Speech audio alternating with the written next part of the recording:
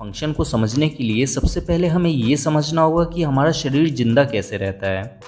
हमारा पूरा शरीर छोटी छोटी कोशिकाओं यानी सेल से मिलकर बना हुआ है और हमारे शरीर के हर सेल्स को जिंदा रहने के लिए ऑक्सीजन की, ग्लूकोज की और कुछ न्यूट्रिशंस की ज़रूरत होती है। हमारे शरीर के बॉडी सेल्स को ऑक्सीजन की सप्लाई हमारे फेफड़े करते हैं और इन्हें ग्लूकोज और न्यूट्रिशंस की सप्लाई हमारा डाइजेस्टिव सिस्टम करता है। हमारे शरीर में फेफड़ों के द्वारा बनाए गए ऑक्सीजन और डाइजेस्टिव सिस्टम के द्वारा बनाए गए ग्लूकोज को बॉडी के हर सेल्स तक पहुंचाने का काम हमारे ब्लड में मौजूद रेड ब्लड सेल्स करते हैं। हमें डाइजेस्टिव सिस्टम के फंक्शन को समझने के लिए हमें हमारे खाने से मिलने वाले कुछ न्यूट्रिशंस यानी पोषक तत्वों को भी समझना होगा। हम जो खाना खाते हैं उस खाने को हमारा डाइजेस्टिव सिस्टम पचाकर उनसे बहुत सारे न्यूट्रिशंस को अलग कर लेता है, जैसे carbohydrate, protein, fat, starch, amino acid, fatty acid और ग्लूकोज। इनमें से लास्ट के सिर्फ इन 3 nutritions amino acid, fatty acid और ग्लूकोज को ही हमारे ब्लड में मौजूद रेड ब्लड सेल्स एब्जॉर्ब यानी अवशोषित करके बॉडी के हर सेल्स तक पहुंचाते हैं। तो आइए अब जानते हैं कि हम जो खाना खाते हैं उसे हमारा डाइजेस्टिव सिस्टम कैसे पचाकर उनमें से एमिनो एसिड, फैटी एसिड और ग्लूकोज को बनाता है। हमारे डाइजेस्टिव सिस्टम यानी पाचन तंत्र में हमारे शरीर के 6 हिस्से शामिल हैं। पहला हमारा मुंह, दूसरा स्टमक यानी अमाशय, तीसरा लीवर, चौथा पैनक्रियाज ग्लैंड यानी अग्नाशय ग्रंथि, पांचवा स्मॉल इंटेस्टाइन यानी छोटी आंत और छठा लार्ज इंटेस्टाइन यानी बड़ी आंत शामिल है। हम जो खाना खाते हैं उसे पचाने की शुरुआत हमारे मुंह से ही शुरू हो जाती है। जब हम खाना खाते हैं तो उस खाने को हमारा दांत छोटे छोटे टुकड़ों में तोड़ देता है। अब हमारे मुंह के अंदर मौजूद स्लाइवेरी ग्लैंड यानी लार ग्रंथियाँ उस खाने में स्लाइवा यानी लार को छोड़ना शुरू कर देती है। मुंह के अंदर खाना को पचाने का काम यही स्लाइवा करता है। स्लाइवा में मेन 3 एंजाइम होते हैं जो खाना को पचाने का काम करते हैं, लाइसोजाइम, टाइलिन और म्यूकस। लाइसोजाइम हमारे द्वारा खाए गए खाने में मौजूद बैक्टीरिया को मारने का काम करता है। टाइलिन खाने में मौजूद स्टार्च जो एक प्रकार का कार्बोहाइड्रेट है उसे निकाल लेता है और स्लाइवा में मौजूद म्यूकस का काम खाने को चिपचिपा बनाना है ताकि वो पेट के अंदर आसानी से जा सके। अब ये खाना एसोफेगस यानी ग्रास नली से होते हुए स्टमक तक पहुंचता है। ये एसोफेगस 25 सेंटीमीटर लंबा होता है। खाना स्टमक में पहुंचने के बाद स्टमक इस खाने में हाइड्रोक्लोरिक एसिड को छोड़ता है ताकि जो स्ट्रॉन्ग बैक्टीरिया मुंह के अंदर नहीं मर पाए थे वो अब अच्छी तरह से मर जाएं।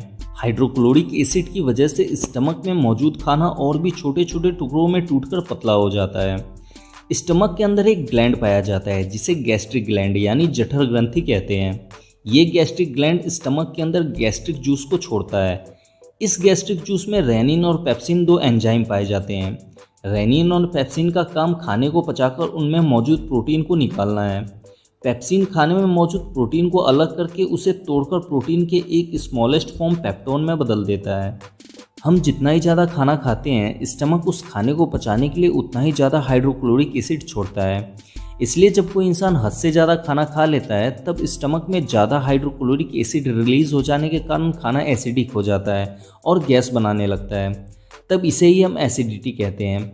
इस प्रॉब्लम से छुटकारा दिलाने के लिए डॉक्टर मैग्नीशियम हाइड्रोक्साइड देते हैं। हम जो इनो पीते हैं वो मैग्नीशियम हाइड्रोक्साइड ही होता है।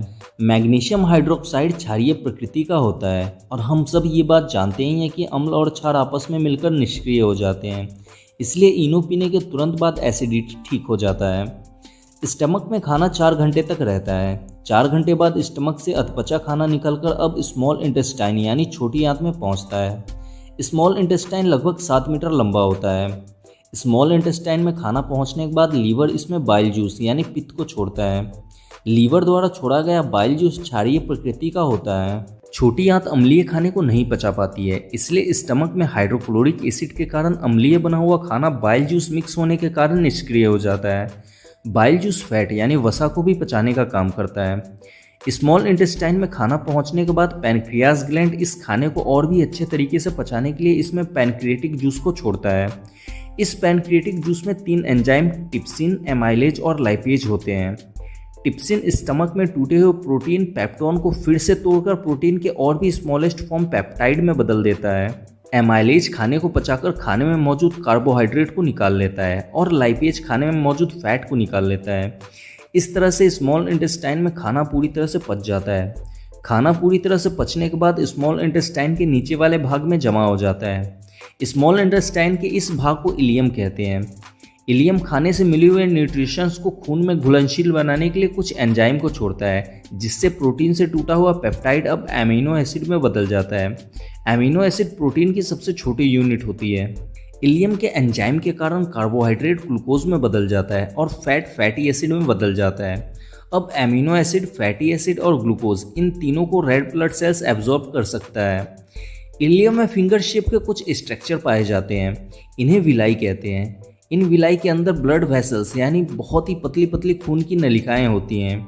जब इलियम में एमिनो एसिड, ग्लूकोज और फैटी एसिड बन जाते हैं तब इन विलाई द्वारा इन्हें एब्जॉर्ब करके ब्लड में भेज दिया जाता है। अब ब्लड में मौजूद रेड ब्लड सेल्स इन न्यूट्रिशंस को बॉडी सेल्स तक पहुंचा देते हैं। खाने में मौजूद मिनरल्स यानी खनिज पदार्थों को स्मॉल इंटेस्टाइन को तोड़ने की जरूरत नहीं पड़ती, इन्हें विलाई द्वारा डायरेक्ट एब्जॉर्ब कर लिया जाता है। हमारे डाइजेस्टिव सिस्टम को प्रोटीन को पचाने में सबसे ज़्यादा मेहनत करना पड़ता है। पहले प्रोटीन को तोड़कर पेप्टोन बनाना पड़ता है, फिर पेप्टोन को तोड़कर पेप्टाइड और फिर लास्ट में पेप्टाइड को तोड़कर एमिनो एसिड बनाना पड़ता है। तब जाकर इसका अवशोषण छोटी आंत द्वारा हो पाता है। स्मॉल इंटेस्टाइन में पूरी तरह से पचने और एब्जॉर्ब होने के बाद अब खाने का बचा हुआ वेस्ट मटेरियल पहुंचता है लार्ज इंटेस्टाइन यानी बड़ी आंत में। स्मॉल इंटेस्टाइन में खाना पूरी तरह से पच तो जाता है पर उसमें अभी भी पानी मौजूद रहता है। लार्ज इंटेस्टाइन का काम पचे हुए खाने के वेस्ट मटेरियल में से पानी को सोखना है। लार्ज इंटेस्टाइन खाने के वेस्ट मटेरियल में से पानी को एब्जॉर्ब करके ब्लड में मिक्स कर देता है। अब ये वेस्ट मटेरियल रेक्टम में जाकर इकट्ठा हो जाता है। रेक्टम में खाना इकट्ठा हो जाने के बाद इंसान बाथरूम को याद करने लगता है।